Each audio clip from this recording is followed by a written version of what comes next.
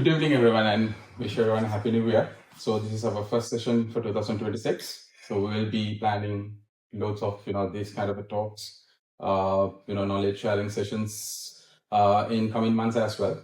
So today, somehow I managed to get to know Harvey.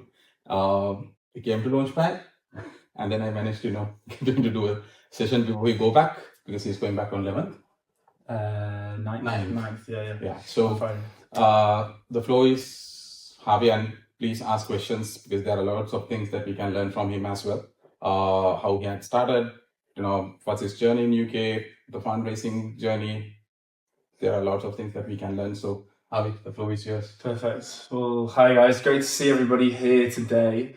There's lots of things you can learn from me, but just before I get started as well, I bashed my face on New Year's Eve, so that's something you can't learn from me. I fell off a swing in a park, so that's a good icebreaker to start it off with.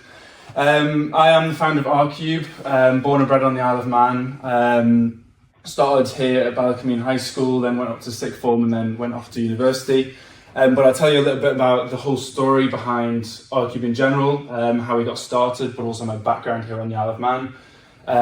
Everything from raising investment, what we've done to stay alive, and then go on to a few different topics, probably just go off on tangents at some point as well, just to tell you anything specific. So if there's anything also that you want to know, if I'm on a topic specifically and you want to know more about that, please just ask a question at that point in time so you don't forget the question, so that we can get into more details around that as well. But yeah, it'll be pretty open. I'll just tell you a little bit about the background to start with and then go on to Arcube and what we are. So as you can see, Arcube as it stands now, Arcube, we are an ancillary aggregator. So we're an ancillary aggregation platform that works in aviation specifically. So when you are an airline or you're a customer going through an airline's booking flow and you're booking a flight, usually you go through and you select the flight you want, you type in the passenger details, you want to add a bag, maybe you want to add some the seat selection, and then anything else that the airline tries to sell you, from car rental to eSIMs, you've got transfers, you might have baggage protection, for example, tours and experiences, anything that you could possibly sell that outside of the flight or for your onward journey. We are the ones to be able to supply that to an airline to then give it to their customers. So an example of that could be if you're flying with, if you're flying with Etihad Airways and you're going to Dubai. Hey, look, maybe you want to transfer from the airport to your hotel. Instead of Etihad having to go around all of their destinations all around the world and find all the individual partners for each product, so that's like thousands of suppliers that they'd have to sign, we're able to give it to them in one go. So they don't have to go around and sign and integrate all those partners individually. And the benefits to us is that we don't charge anything up front. We have 16 plus ancillary products and we're ready to go in as little as 6 weeks if the airline wants us to. That's pretty much Arcube. But before we get into that, a little bit about my background. So yeah, as I said, I went to Ballycombe High School and then went to sixth form here. When I was, I started off by just essentially being a student like anyone else. I was a swimmer back in the day, so I did a lot of competitive swimming with the island. I competed in the island games, so I had a lot of sort of competitive nature in that kind of thing, building, I suppose, my character to a degree in that sense. And then in year 10, I also started as a competition with a friend. My friend was actually running a thing where you import supplements and vitamins and all that kind of thing over from the US and you distribute them throughout Europe. You don't touch them. It's a phenomenon called drop shipping. You essentially just send them, you bring them in from the US and you ship them straight to the customer. And so that was essentially my first business. I got involved with him purely as a competition to see who could sell the most products on eBay. He got banned 6 months after I started it. I then brought it onto its own standalone site, and then as a 15-year-old, we're literally just on the way to school, typing in the customer details from eBay and selling these products throughout Europe. And I made probably about sort of mid-5-figure revenues, just made a bit of money doing it to, pay for cool things to do, swimming and all that kind of stuff, as a 15-year-old, and then ran it for 2 years before selling it to a guy in the US. Who was then trying to basically build the business and the whole sort of method of it. I don't think it went anywhere, to be honest, since he bought it. But yeah, that was my first business and got my interest in business going in general. And then after that, just went to uni, was thinking, okay, fine, I'll start something. Well, I wasn't even thinking I was going to start something. So at 17, I got A-levels in economics, maths, geography, and then went to uni to study finance, got a position at the University of Manchester, and was just looking for societies to join, really. So when I was there, in first year, you really have a lot of time to do what you want to do, and was part of a society called Manchester Entrepreneurs, which is now called Accelerate Me, and it essentially is a society where you come together as a team of 20 or so students, and you build an investment fund. You basically get given £100,000 from the UK government, and you then invest that into startups. You don't take any shares, it's equity-free funding, but you give startups the workshops and the tools and the money to be able to just go and try out an idea. And you are students as part of the team, and you give the money to students only in the University of Manchester or the University of Salford or Manchester Metropolitan University. So it was a great society to be a part of, and that's essentially where I met my co-founder. So I was on the program team, essentially selecting what startups got the investment and got the money. We would have probably around about 70 applications a year, and then we'd whittle that down into about 13 startups that actually got the money, or 8 to 13. It's now larger, and yeah, we would essentially just give the money away to startups. So I met my co-founder through that. He was also on the program team. He had a past business that he ran in India, and that's essentially how we just got started. We started talking, so we were like, oh hey, we were brainstorming ideas really of what business we were going to do. I had a past business, he had a past business, and we were just discussing what we could possibly do at university, being first year students with loads of time to spare, and the course isn't really that hard. So that's how we started off.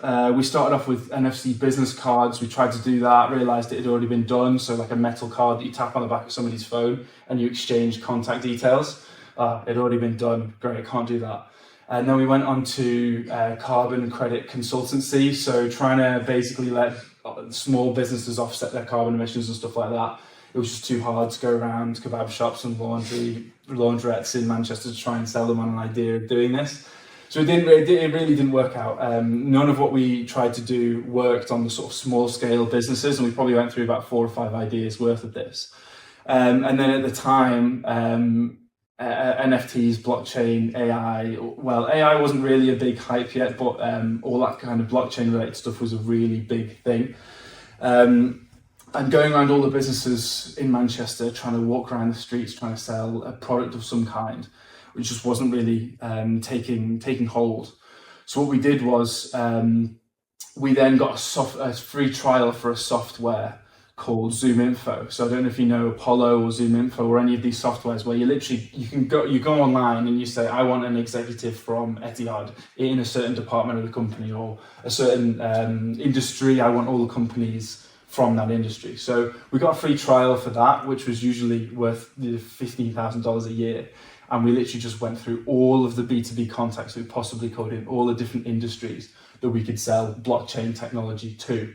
And we had a small idea, but again, we had no idea what blockchain even meant at that point. We're 18, we're at university, we have no idea what to do. We're just trying to get through the door with an airline, with a business in general, just to sell them anything to do with blockchain. And we'll figure out as we go. Kind of that's the sentiment that we've gone on. So that's what we started off with. We got the free trial for ZoomInfo. We made a cold message to send to airlines, and we started with airlines as A, and then we went A to Z through all the industries. So airlines were first, and then went on from there, all the industries to Z. After scraping about sort of 7,000 contacts manually using this software.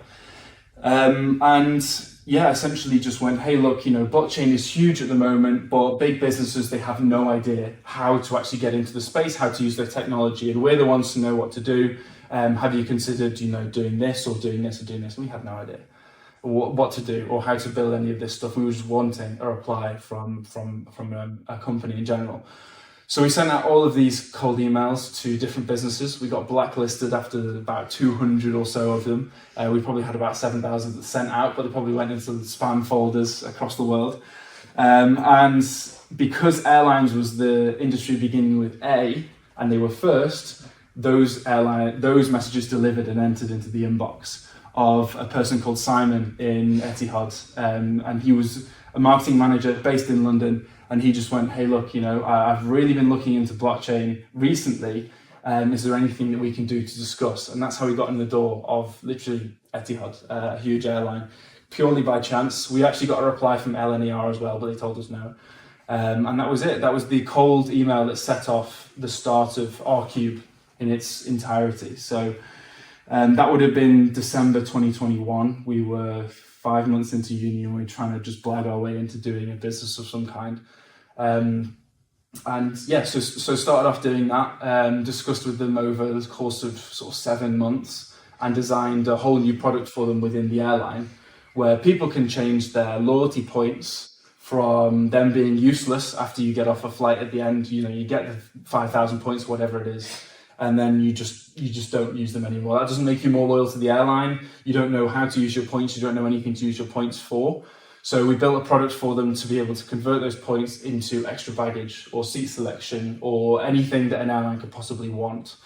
And that got us a considerable amount of revenue from that. We generated it through we built a pilot scheme with them. We did loads of marketing. It was built on blockchain as well. So it was, powered by the blockchain. That's what Etihad wanted to see. And that was sort of our first product that we launched with the airline. Can I ask you something? Yes, yeah. So, two 18-year-old lads Yeah. to this guy. What do you think it was that made him think, I'll go with these two guys? Yeah, It's a massive corporation. Yeah. You think that they would be a bit more like, probably have to go through some big old lot of due diligence. and True. procurement True. And, I'm just interested. to Yeah. know why So it's I mean, you. so even just to paint a picture of how unexperienced we were as two 18-year-olds trying to build a business. So the first call that we had with Etihad was in the library, the University of Manchester library, and you can see all the books in the background. It looks like a virtual background that somebody's made up. And Simon, the guy, tells us 2 years later, he's like, I knew you guys were in university. Like, I knew you were up to no good. I literally just had to trust you because you know a little bit more than what I knew. And I just had to, if it goes wrong, so be it. It was a lot of trust from Simon, the executive specifically in that case. But we also just prepared, we made ourselves try and be as legitimate as possible. So we were making things like sales documents, we were making graphics, we were making it look nice through, proposals, editing the proposals every time, sending it off to Etihad, making it look like we had some sort of credibility. And that really, really, really helped. To also paint a picture about the business in general. So at that point, we're two 18-year-olds. We have no coding ability between the two of us. I study finance, my co-founder studies biotechnology. And we have to use outsourced teams in India because he's from India. He has the connections to be able to get sort of local talent to build us softwares. So when we delivered the sort of first software to them and the concept of it, that sort of legitimized it a little bit more. It's like, right, okay, guys, you've delivered us the proposals, but also you've actually given us some kind of software there that works for what it's supposed to do. And then we did a few small integrations into Etihad. They were super light, just to see what this would work on a pilot scheme. And another thing that we also did that was pretty, I suppose, uncommon in the space was we charged nothing up front. It was like, look, let us build this software for you for free. And we spent probably about £10,000 on it. Literally just like savings and a bit from the sort of exits that we had. We spent £10,000 on the software, and it was like, if this doesn't work, so be it. This is our problem. It doesn't work. It's us. So really, that's what built the credibility. And then after the software went live, and we actually saw people using it on a small pilot basis, and that it's still on a small pilot basis today. It's not used by all passengers. That was when the results came in after the first sort of 12 months to say, hey, look, passengers are actually returning with Etihad more. And every time they return with Etihad, they are spending 10.3% more with the airline because they are returning with the airline regardless of the price of the ticket.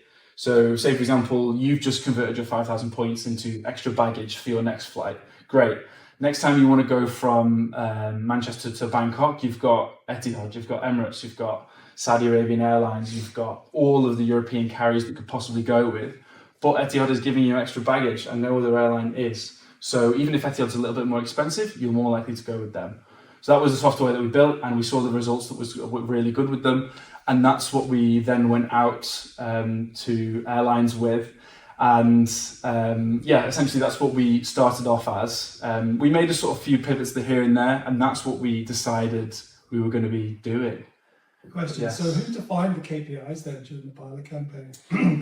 Was it Simon, or was it you guys, or was it a collaboration? There wasn't any strict KPIs that we had to match.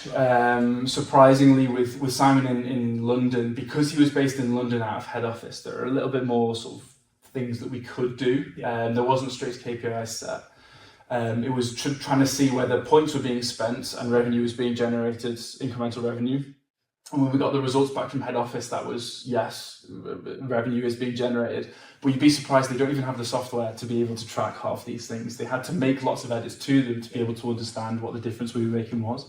But yeah, so that was really it. We were really lucky in the fact that Simon was just basically taking us under our wing in a big institution to be able to do this. And at no point was he like, if you do this for us and it works, it's exclusively for us and you can't go to any other airline. If you'd have said that, would you have been like, well, that's not a business model? Yeah, we get that. We get asked that a lot, and especially for why don't airlines just buy you out? Why doesn't an airline just buy an ancillary aggregator? But if we got bought out by an airline, they would only want to use it for an airline. So Etihad would only want to use it for themselves. But if we are purchasing car hire for 20 million passengers, but there are 155 million passengers flying on British Airways, we can get volume-based discounts by working with all different airlines out there.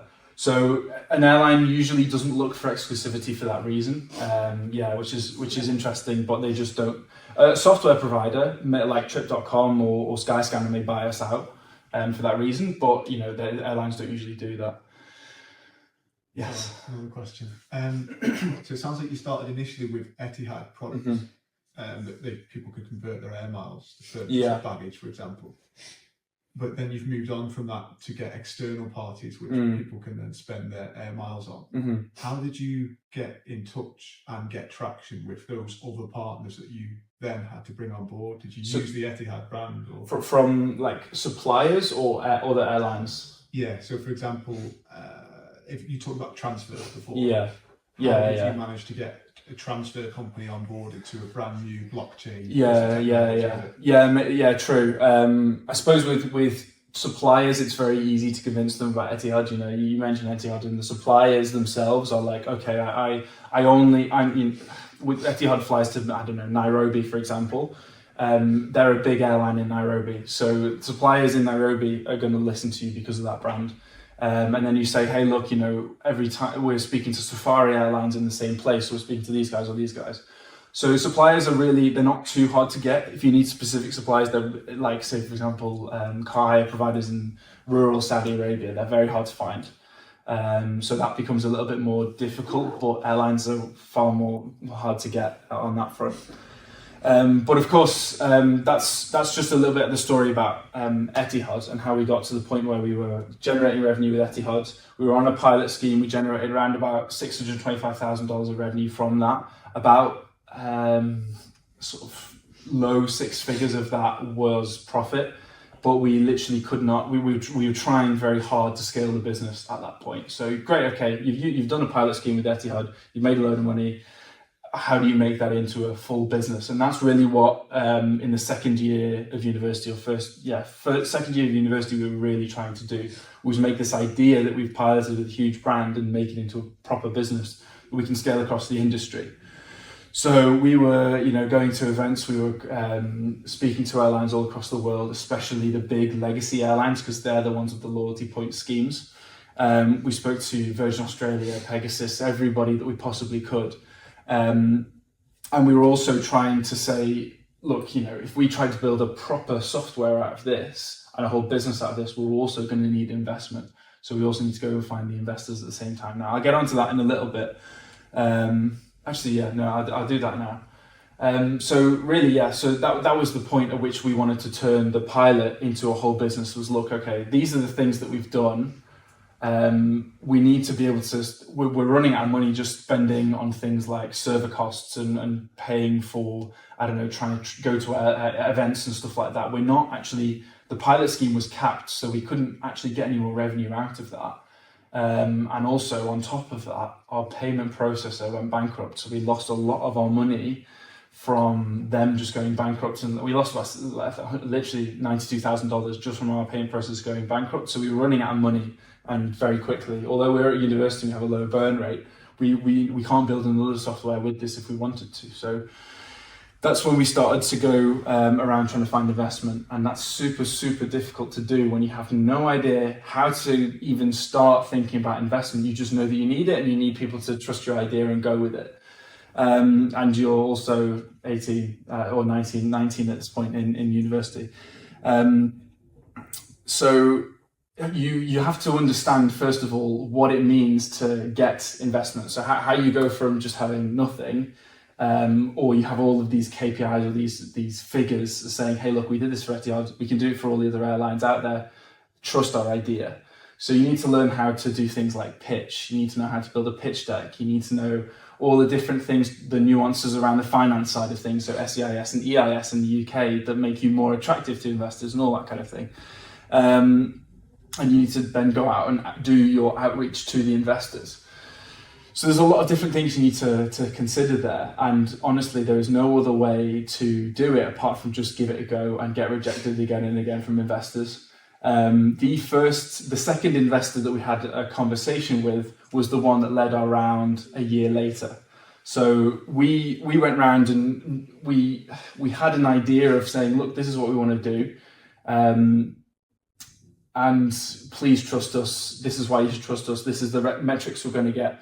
You build a pitch deck based on a Y Combinator slide deck filter, and you say, look, I'm going to say, this is the problem, this is the solution, these are the financials, metrics, business model, etc., etc. And you send it to investors and make it look nice and hope that they reply to you. You have a few meetings with them, and you just get through the gist of actually being able to sell to investors. And this is what most people I wouldn't say they necessarily know, is that trying to sell to an investor is the same way that you would try and sell to a client. You need to do the exact same thing, or that you need to use the same resources to be able to do that. So, why should I invest in your business?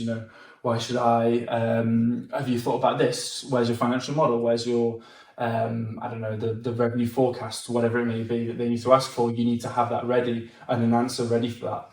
And for most questions, you're not going to have an answer ready because you've only just met the guy and you've never been asked this question before. So that's why investment takes such a long time as well, is because you're trying to refine your idea and your narrative of what your business is, but also at the same time, the investors will ask you the same question again and again and again. And maybe only on the fifth time that you answer that question, will you get it right? Will that be enough to actually satisfy the investor?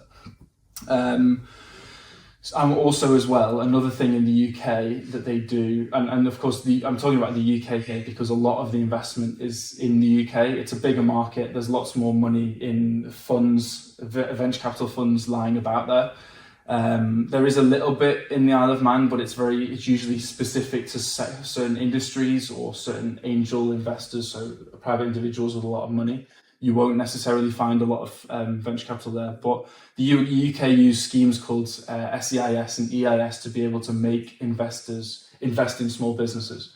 So you as an Isle of Man business, you're not set up, when you incorporate a company here, you can't get SEIS and EIS. You have to go and make a UK branch or a UK company to get that for you. So that's a whole 6-month process to be able to go and get it. And get the approvals to be able to go to the VCs and say, hey, look, I have SEIS and EIS funding now. You can invest in me. And when I mentioned before about our second investor that we'd ever spoken to being our lead investor, we spoke to them in January 2024. And we spoke to them in January 2024, and they said, come back to us when we get SEIS and EIS. And then we spoke to them again in October of 2024. And that took us literally 9 months to be able to get that. and then they decided in 7 days to say yes and sign it and go on from there. So that's a big crucial thing that you need to consider when looking for investment, is those kind of things. Now, don't get me wrong, you can do without. We only have 3 investors on SEIS and EIS, but half of the round is filled with investors that need that requirement. So about 5. So we raised, in the end, we raised about $1.5 million, which equates to about £1.15 million, and about 500,000 of that is SEIS and EIS. So you need that to be able to get bigger ticket sizes.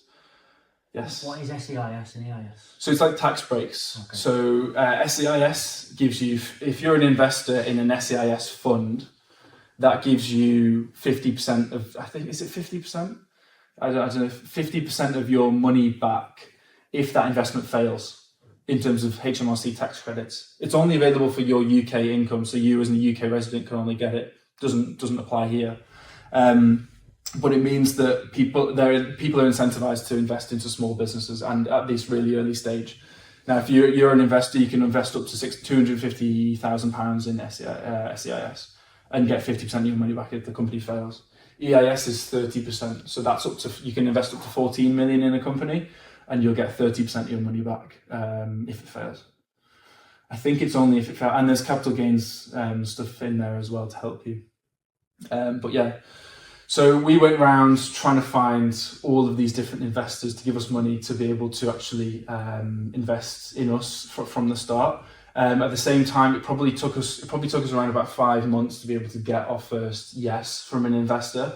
That would have come through 5 months of pain and about 100 rejections. I think it was actually about 122 rejections before we got our first yes. So when people say to you, if you're raising investment, you've probably heard this before, oh, you need 100 no's to get you a yes. We had gone past that point and we were like, well, where's the hope?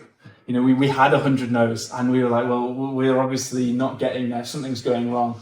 And between me and especially my co-founder was like, something must be going wrong here. We need to be refining the pitch. If you keep going into those investor conversations or sales conversations are exactly the same, you go into them and you try and do the same pitch again and again without trying to make it better, then you're just not going to go anywhere with them. So yeah, 122 no's. We got our first yes from an introduction from KPMG, Isle of Man, actually over there, who introduced us to a guy in Jersey who gave us a contact with somebody else who then invested based off the traction that we had, based off the sort of the vibe, I guess. We had one conversation with him, we had one meeting online and he said, where do I sign? So a lot of it is you being able to look like a person who knows what they're talking about, who knows their business, who has demonstrated that you've done something really sort of key and crucial and important, and you can do it again and again and again for the clients in your pipeline. So yeah, that was really how we got our first investor, and then the ball starts rolling. You know, you then send on your investor updates for that month or that week saying, hey, look, I've just got our first investor, I've just got 100K, or I've got 10% of my round now filled. Now everybody knows, oh, okay, somebody's invested, maybe I'm not the only one that's thinking I should. So then another one comes on board. We got another $250,000 check from a VC in Tunisia, interestingly. The fire alarm went off throughout the middle of our first pitch and they still said yes. Just because we were answering a lot of the questions and a lot of the specific things that they wanted from us that no other investor has asked us since. They wanted to know, you know, how are you going to invest in the local economy in Tunisia? How are you going to better our country, for example? And we were able to say, look, you know, if we work with your airlines, we're going to make them more money. Simple as that. And so they were like, right, okay, let's invest in you guys for that. And then the round starts to gain momentum. You get sort of 40%, and then the smaller angels start to say, okay, I'm not the only one thinking I'm interested, and the round builds from there. You get 50, and then you get 60, and then you get 70. And then the problem that we had as a business, and also a lot of startups face this, is that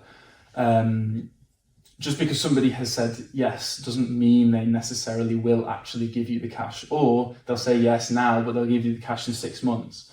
Now, at our lowest point, we had £30,000 in the bank from and we would have ran out of that in probably about 6 months. even though we'd got investment, we hadn't got the money in the bank yet.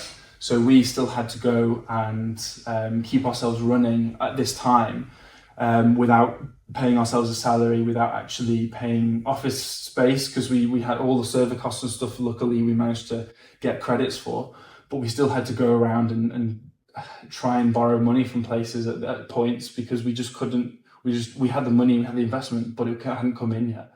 So yeah, there's lots of difficulties with doing that. And at the end of the day, yes. So Harvey, question, those that said no, Mm-hmm. do you still keep them in the loop with your progress?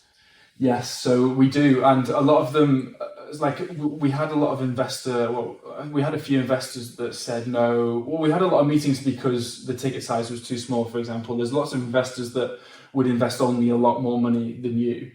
We do have an investor sort of roundup and an update. We haven't done one, I wouldn't say, for a while. We probably should, though. We probably should keep them always updated, just because you never know when you're going to need them for the next round. And it's the same with people you meet that could possibly buy your company. It's exactly the same. You know, they could turn around tomorrow and say, hey, look, I know you've got this new partner. Can we have a chat about that? So yeah, it's always a good thing to do. And invest when you're raising an investment round. It's crucial that you keep sending them investor updates all the time. So yeah, we ended up raising probably around about 45% of our round without getting a lead investor. Now, a lead investor is somebody that says, look, this is the amount of money that you're raising. I'm saying that your company is valued at this much, and I'm going to therefore take, for £1.5 million that you're raising, I'm going to take 25%, so that all the investors can agree on a valuation of your company and agree on how many shares and how much percentage of the company they're going to take for the money that they're going to give you. So we had about 45% of our round, but nobody would commit and decide what the company was worth, because everybody was investing small ticket sizes. They're investing 100k. So I know it's a lot of money, but it's small in the grand scheme of things. They invest in 100k, they invest in 5k, 20k, whatever. So we had a real big difficulty with, look, the round is coming to a close. If we get 100% of our investment, but nobody will agree on what the investment is worth, it might as well be as worthless as actually not getting investment in the first place. Because people will either just take you for a joyride, they'll try and lower your valuation as much as possible, and you won't really have any legs to stand on because these are the only guys that are giving you an offer, which it might sound a bit counterintuitive, that, but so really we fought very hard to try and find a lead investor, a big institutional investor in the UK that would give us a solid ground and a solid offer that meant that everybody else would come along with you and value the round. And that just came through pure chance. We re-engaged with our investors, the ones that rejected us in the first place. And because of us now having these UK tax breaks of SEIS and EIS, they then re-engaged the conversation. They said, hey, look, I like what you're doing. And they could also see our progress from January 2024 to October 2024. We've built the business a lot in that time. I'm going to give you a yes, and I'm going to now invest in you. So because of that, Arcube raised £1.15 million on a £5.5 million valuation, which is quite high. You usually don't find that. We closed it with Fuel Ventures in London and Oxford Capital in Oxford, and the amount of meetings you have to have with them to be able to get everything through the line, where you have to pay lawyers, you have to get a shareholders agreement done, all that kind of thing to just get it through. And now that fuels our growth, and we now know, right, okay, we've got £1 million in the bank. We know exactly what we need to do to be able to scale. And before I talk about the scaling, has anybody got any other questions about the investment stuff? Because I know it's very technical and I don't want to dwell on it too much because of that. No. How big is your cap table? Our cap table, in terms of the number of investors we had 13 investors invest in us. We had 250k from the two leads. We had a $250,000 ticket, and then a load of angels. Angel investors come from the most random places. People that will willingly give you a small amount of money. One of them was Weatherspoons in Victoria Park in Manchester. I didn't meet the angel there, but I met my friend who was like, I know exactly the person that you need to speak to about this. And then we went up to his house in Chorley and we had a conversation with him, and he invested in us. Another one, as I said, KPMG Isle of Man. Where else have we got investors from? We had 13 investors on our cap table, but we also had 2 people invest in us after the press release had come out from look, Arcube is this new company doing something in travel. It's crazy. It's amazing. And then we had 2 people reach out to us that sold their businesses in travel that wanted to put money in us afterwards. So were you oversubscribed or? You could say that. Yeah, we were a little bit. But only by about sort of $30,000. Right. So when you're selecting the investors, do you look at, like, apart from the money, the other things that they can bring to the table as well when you're selecting investors? Yeah, it's a trade-off. I suppose you don't necessarily get the choice at the start. You're looking for money from anywhere, so you have to say yes to whatever. When you get towards the sort of 80 and 90% range, you have the choice. And we've rejected money. We had an investor that wanted to invest like quite a lot of money, and we were like, where were you at the start? You're here now, and we had to cap and restrict the amount that he gives us. Another thing to also consider is how much of a pain do you think this investor is going to be? Are they going to be asking for how you're doing every month? Are they going to be asking for very specific things from your business that's going to take you 2 hours, 3 hours to be able to answer? Are they going to keep pestering you on email, asking you how much money you've made this month? You don't know. So we have one investor like that, but purely because we had to accept the money from somewhere. So we took investment from there. We did actually, interestingly, oversubscribe by about sort of £40,000 just to pay the legal bills. We knew the legal bills were going to be high. You have to unfortunately pay lawyers, and they're very expensive to do things. So we brought on an investor just purely to pay the legal bill there as well. So that's interesting. Oh yeah, last question. It's still just you two. So going through all this. So at the time when we closed our investment round, we were 2 non-technical co-founders. We were a graphic designer who'd helped us make all of the investment decks and make everything look nice, even to this day. And then we had 1 full stack engineer who was building everything and shipping everything really, really, really quickly. So we were a team of 4 when we closed the investment round and actually got the money in. That's when we decided that we need to start building a team and scaling the team.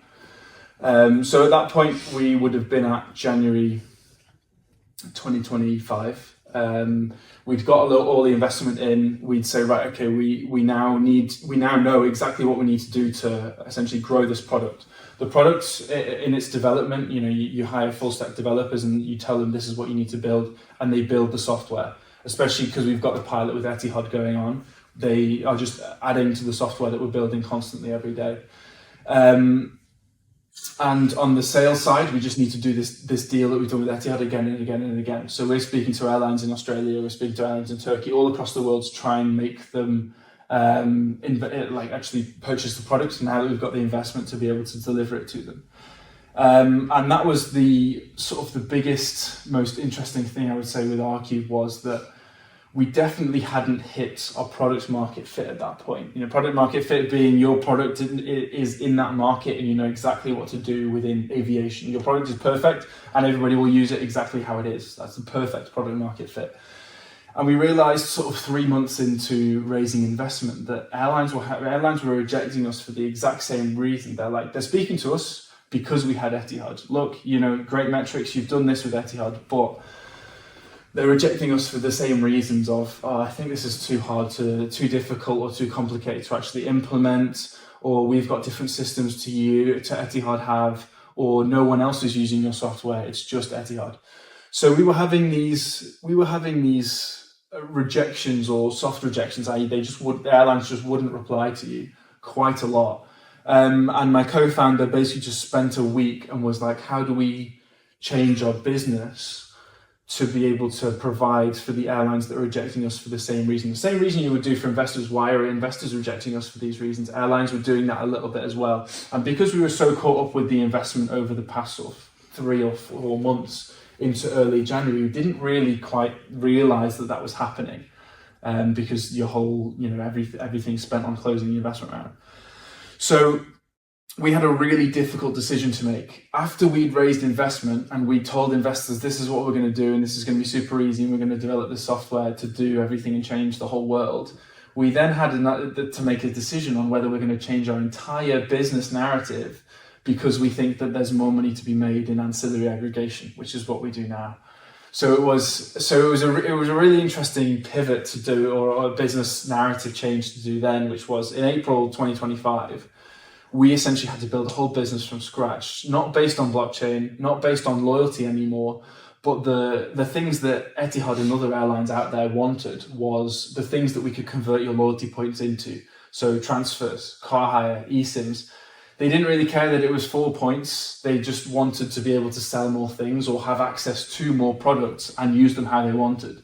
And so when we were in conversations with low-cost carriers, those that don't have, like Ryanair, that don't have a loyalty program, EasyJet doesn't really have a loyalty program, these were the questions that kept cropping up again and again. And so we just realized we had to change our entire business based off the fact that, and hope that airlines would want this product because we have so many suppliers and so many suppliers built into one platform that we can then give to airlines. So that then essentially made us not a blockchain and loyalty related company, but a ancillary aggregation platform, which has 16 different ancillaries, 6,100 suppliers, no upfront costs, and can launch in 6 weeks. And that is an insane pivot to do, especially after you've raised investment. The investors have invested in something else. You then have to be like, right, okay, what are the investors going to think? You know, are they going to hate you because you just changed your whole business? Well, we thought that was going to happen. And to be honest, they didn't really care as much as we thought, because at the end of the day, if you see there's more money over there, then the money that they invested in you is going to something good. And that they're hopefully going to get a return on that. So after we raised, after we sort of made that pivot in April, we have 5 staff by this point. We'd hired another full stack developer. We had to then tear our whole system apart and take out this little bit that we wanted and build a whole new system on top of that. And we're still doing that now, you know, but that was really a really big change within Arcube, but set us up for the long journey of actually building a new business again, but on the right foot. So April comes along, we're now starting to send out lots of cold outreach campaigns, learning how to pitch an entirely different business narrative based on ancillary aggregation to airlines that we've previously been rejected for a different business idea. We're learning how to build our business again. And it takes around about 3 months to do that before we start to get really good conversations going. We're hiring constantly throughout this period. We're now a team of, in sort of October time of 2025, so what's that, like 6 months ago, we were probably a team of 6 people. We're hiring full stack developers like crazy just to try and build our team and build our tech structurally, soundly, and make it work for all airlines all across the world. And that's when we got our first contract. So the cold outreach campaigns that we were doing, and the events that we were going to, mainly the cold outreach that we were doing, got us a client in the Dominican Republic called Arajet. They're only very small. They fly around about 1.5 million passengers a year. Now that's about 6% of what Etihad fly a year, but we just had to accept anything. We had to build anything for an airline and test it out and pilot it with them. And so, yeah, that was it. And then after Arajet, we got Salam Air and Oman from the exact same method.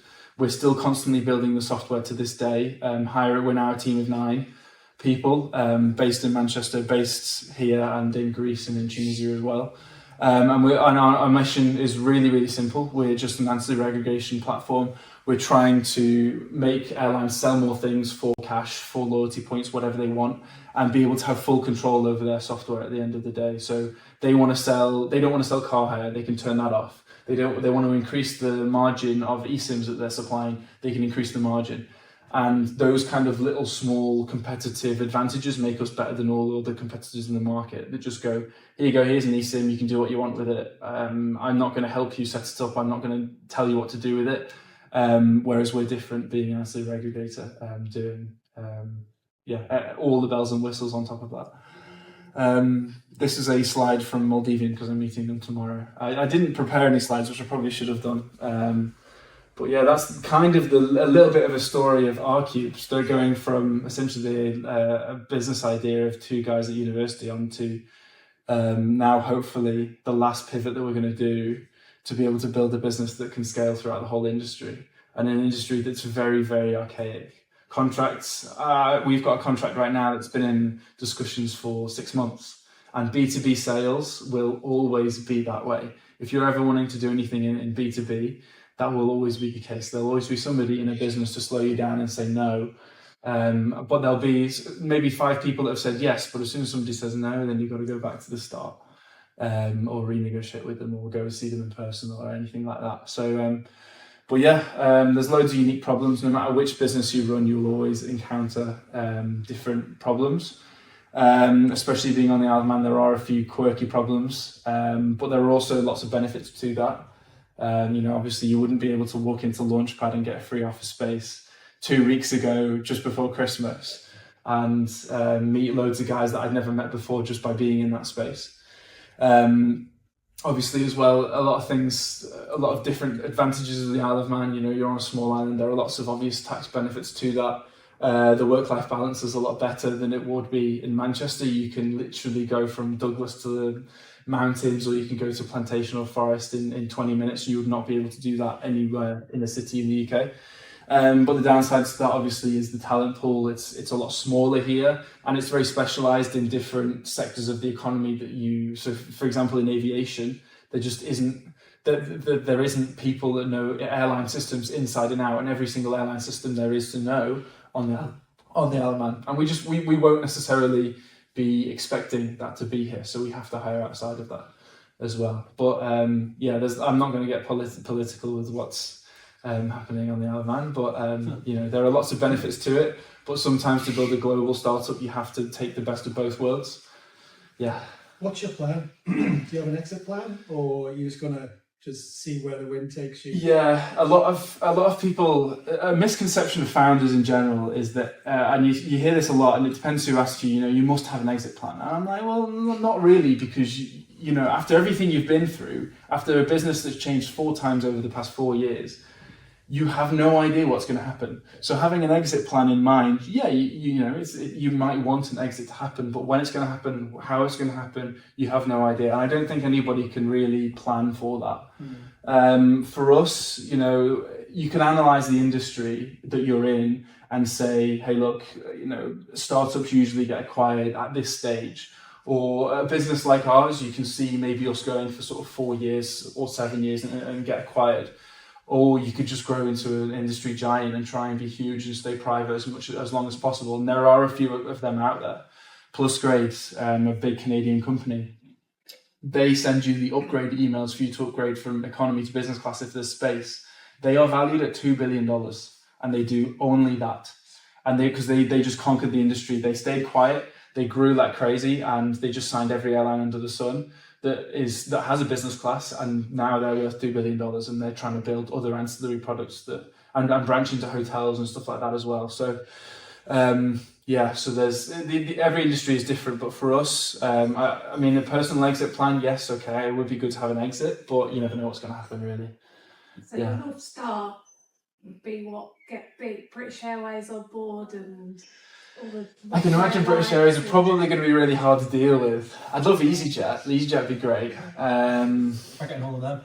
I mean, I don't know. North Star would be to have a really good foothold in aviation, to the point where we're able to genuinely get better rates and better coverage and build a product that will be just. Airlines will have to go to you, whether that's because of the tech that you have, the ancillaries, the coverage that you have, or the pricing is better than nowhere else in the market because you have the suppliers there. That would be probably the best idea. You can always branch out to other sectors like hotels, for example. Airports are another thing. When you connect to the airport Wi-Fi, hey, look, do you want a transfer for where you're going? Do you want an eSIM? We've had conversations like that before, but I would say the markets aren't mature enough for that. And it's airlines is where we're staying because they are wanting to improve their retailing capabilities right now. That's pretty much it. Do you have any idea, you should do another fundraise in next 1 to 2 years? To be fair, we do get asked that a lot on are you going to raise another fundraising round? For us, at the moment, because we've had to rebuild our entire business from scratch again, we're not generating any ARR right now. We're still deploying with Arajet and Solano, which are our 2 next clients to deploy. They'll probably be live in about a month or 2. But because of that, we just don't know what the metrics are going to be like. So we can't necessarily plan a fundraise. Our investors that have invested in us so far they would probably give us a bridge round sort of thing, a little bit of a top-up fund if we needed it. But for us, we realised we were raising a round, or we were trying to raise an investment round that was probably far too big for what we had, and we just gave it a go. We were originally trying to raise $1 million, but then we were just like, should we just raise $1.5 million and see if we can do it? And basically just did that. And it's as hard to raise $1 million as it is to raise $1.5 million, unless you're really, really trying. Because if you're getting traction together, you're getting traction together. You can stop at $1 million, but we probably could have raised $2 million if we wanted to, but we would have had to give away more equity there. So to answer your question on fundraising round, for now, it is a possibility, but unless we really see an industry or a capability that something that we really, really need to spend money on, and we haven't got that money now, and we know this is exactly what we need to grow the business, we're not going to be raising another funding round. Okay. So do you think that your current investors trying to do a bridge round? So that means, they're actually thinking of an exit? Do you think they're looking at doing a bridge round? Probably not. They would help us out if we needed to by doing like another fundraising round. But I don't think that they would be aiming for that. They wouldn't be looking for that now. If they can, that's pretty much it. They would if we did another round, say for example a Series A, and we had to top up our investment, they would put more money. They would take a portion of our Series A, and go from there. But yeah.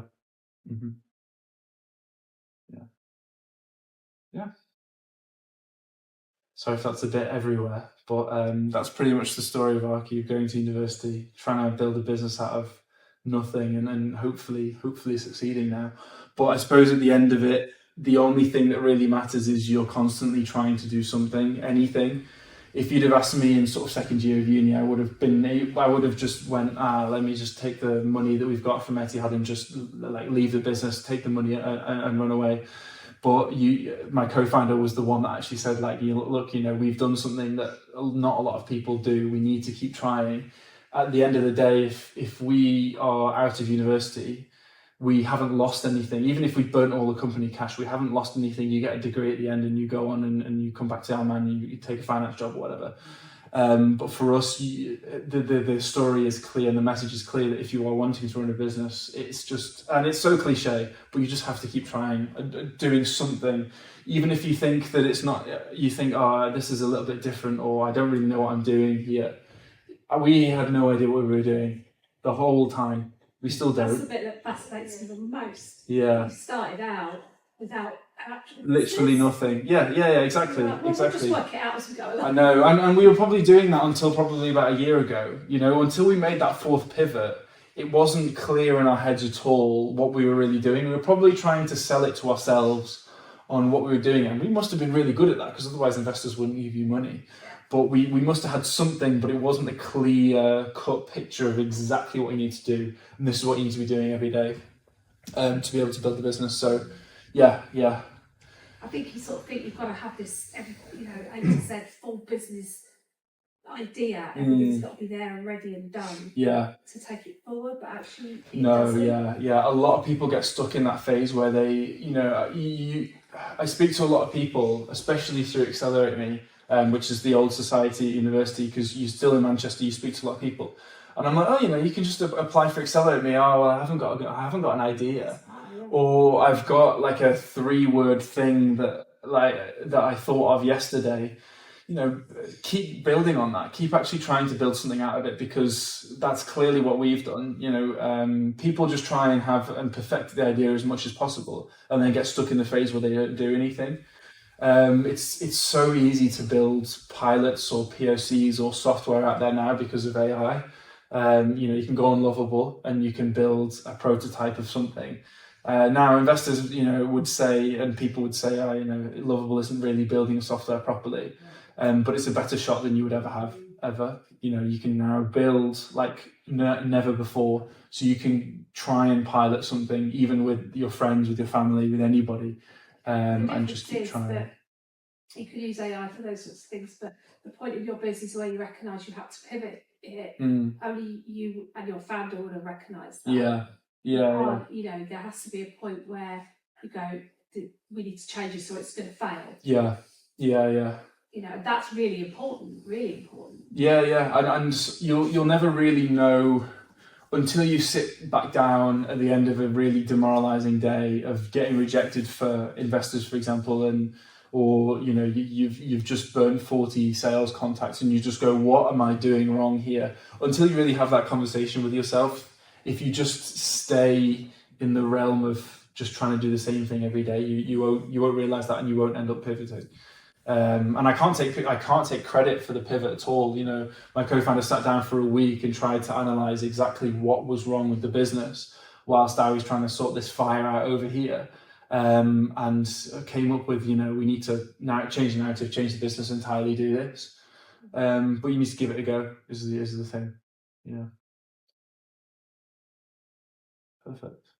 I'll also show you one last thing. My second slide is the before photo of when we were first year students, and my flatmate walks into the room and he goes, he's taking a photo of me and my co-founder sat at a little tiny desk in a student flat, and I'm going, what are you doing? Why are you taking a photo? He's like, this is going to be the before photo for when you exit at the end, and there's an after photo. So this is the before photo of us literally in my flat trying to, I think at this point we would have been trying to scrape the contacts from all of the different industries to be able to go and reach out to them. Just me and him working in my flat. So that's literally what it starts as, and it can start at any description of this, but it usually looks something like this, and then you then start building a team and building a business out of it. So yeah, that's pretty much it.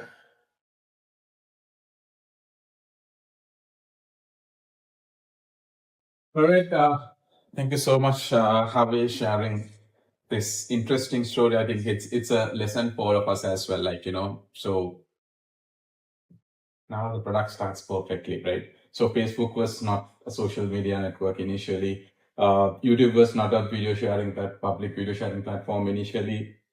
Instagram was not this kind of the photo sharing platform initially. Even Slack was not a messaging platform initially. So the pivot by doing a lot of iterations. So we figuring out that product market fit where users will come and pay us. And thank you so much, Harvey, presented this, and thanks everyone for joining us today. And we're having another session with Dan Thomas on 15. And if anyone would like to do a session, share what whether you would like to share. Far too boring tomorrow. I haven't got anything as exciting as So it's always good to learn the success stories, but again, we can learn a lot of things from the failures as well. Yeah, of course. Right? Yeah. So so reach out to me if you need any session that you would like to talk about, and we'll find bringing in more people with these kind of sessions, and it's very interesting, and it's a new audience today as well. Thank you so much, and have a good night, everyone.